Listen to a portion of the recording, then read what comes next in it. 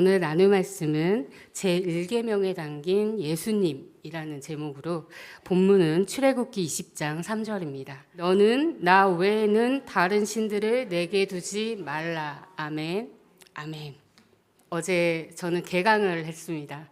아마 많은 학생들 또 우리 주일학교 어린이들도 다 개강을 했을 건데요. 이렇듯 우리가 매일매일 하나님 안에서 새로운 시작, 새로운 하루를 선물 받지만 시작되는 새로운 그런 특별한 날들이 우리 삶에 있지요. 하나님께서는 이스라엘, 아브라함을 부족 중에서 아브라함이라는 사람을 처음으로 콕 집으셨지만 그로부터 한 500년 정도 더 지나서 이제 모세를 통해서 드디어 이스라엘이라는 나라를 주시게 됩니다. 그때까지 이스라엘 민족은 아직까지는 그러니까 유대인이라고 히브리 민족이라 불렸지만 나라가 없었고 요셉 때 다 내려가서 그 이집트 고센 땅에서 잘 살다가 500년 정도 지나니까 너무 무리가 커지고 축복을 받으니까 요셉을 모르는 파라오가 어떻게 됩니까? 핍박을 하고 노예를 시키지요. 그래서 애굽이 이집트인데 하나님께서 처음으로 이스라엘에게 나라를 주시기로 약속하시고 모세를 세우고 출애굽을 하십니다. 그리고 시내산에서 첫 율법을, 이것이 바로 우리가 잘 아는 10가지 계명, 10계명입니다. 우리가 너무 잘 알고 있지만 이 10가지 중에서 이 첫 번째부터 네 번째까지는 하나님과 나 사이의 관계를 지키는 법입니다. 그리고 다음 보시면 부모를 공경하라부터 너 이웃의 집을 탐내지 마라 5에서 10계명까지 6가지는 우리 사람들 간에 잘 지내는 방법, 그 법을 바로 주시는 것이죠. 그렇다면 하나님께서 하나님과 나와 잘 지내는 방법 중에서도 첫 번째로 꼽으신 법이 있다면 그것은 아마 가장 중요하다고 우리가 볼 수도 있겠지요. 그래서 오늘은 이 1계명을 나누고 싶은데요. 이 1계명을 보시면 이렇게 말씀하십니다. 나 외에 다른 신을 두지 말라. 너와 나 사이에 다른 것을 두지 말라. 그런데 2계명에 가면요.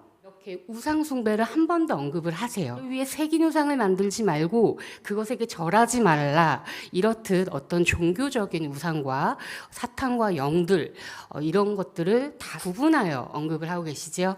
그러니까 이 첫 번째 말씀하신 신들은 어떤 것일까요? 그것은 종교적인 신들이라기보다는 우리가 하나님 자리, 마땅한 하나님 자리에 그 어떤 것이든 하나님을 대신해서 하나님보다 더 의지하고 하나님보다 더 사랑하고 하나님보다 더 신뢰하고 하나님보다 더 믿는 그 어떤 것이든 그것이 물질이든 명예든 내 자식이든 어떠한 사람이든 나 자기 자신이든 그 어떤 것이든 하나님보다 하나님 자리에 올려놓는 그 우선순위에 둔 그것이 바로 하나님이 말하는 그 신들이 되는 것입니다.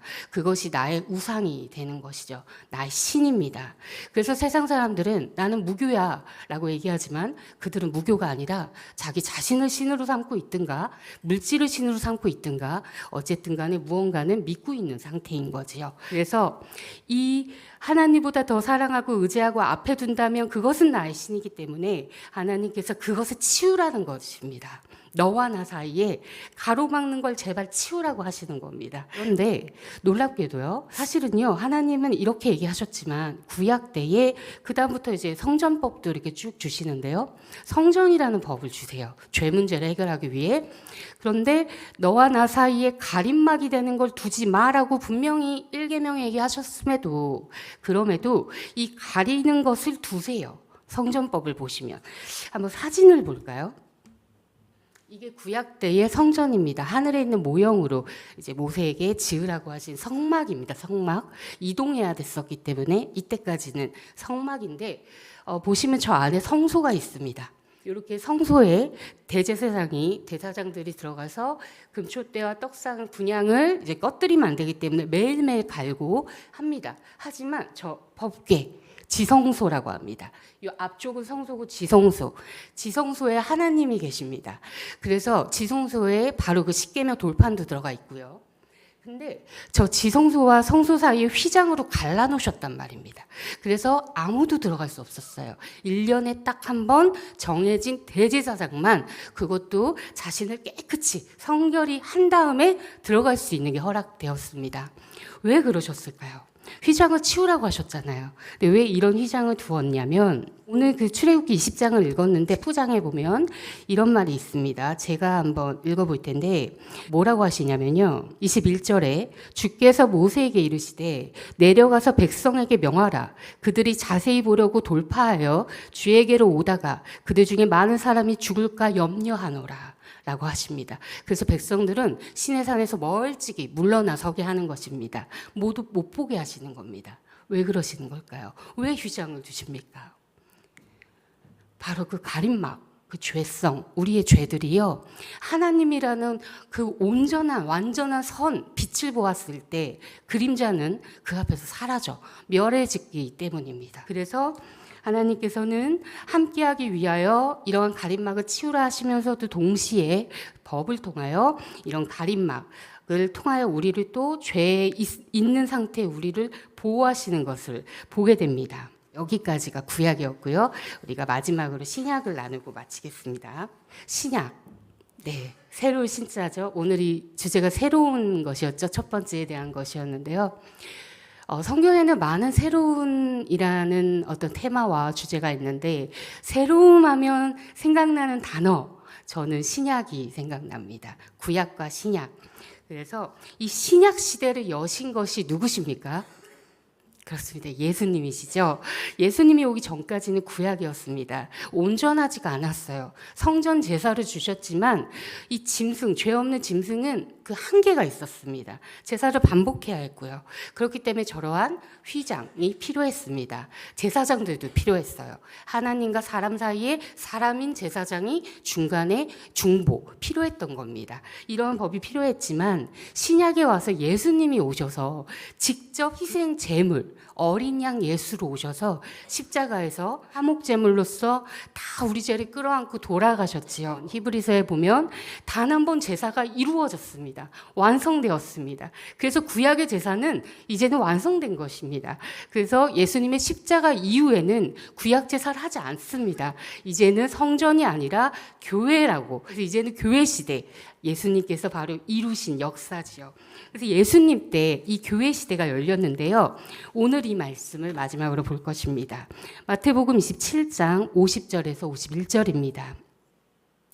예수님의 십자가 사건이지요. 마지막 순간입니다. 우리 한번 큰 소리로 읽어볼까요? 시작. 예수께서 다시 크게 소리 지르시고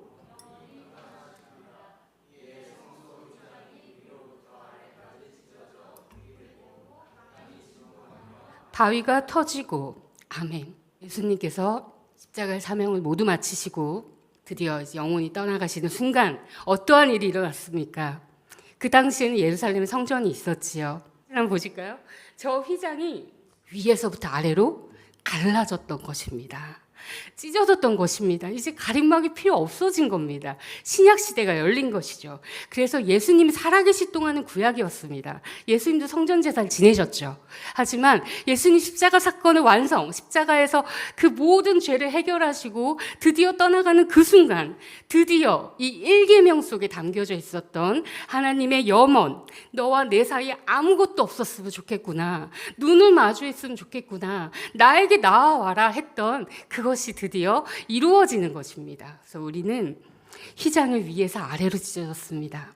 아래서 위가 아니라 위에서 아래로입니다. 우리의 공로, 우리의 무언가가 아니라요, 완벽하게 하나님의 은혜로 위에서 아래로. 이제는 휘장이 없습니다. 이제는 왕 같은 제사장이라고 우리를 부르셨습니다. 우리 보고 이제 제사장 그런 거 필요 없는 겁니다. 그렇기 때문에 우리는 1대1로 하나님에게 나아갈 수가 있게 되었습니다. 그것이 무엇입니까? 기도입니다. 기도. 이것은 특권입니다. 구약 시대에는 감히 불가능했던 하나님에게 감히 아버지라고 부르고 어린아이처럼 아버지에게 매달릴 수도 있고 아버지에게 기도할 수 있는 이 특권, 이것이 바로 신약 시대 우리에게 주어진 특권입니다. 우리의 무기이기도 합니다. 우리는 기도의 마지막에 항상 예수님의 이름으로 기도합니다. 기도의 특권을 예수님의 십자가 공로로 우리가 선물 받았기 때문입니다.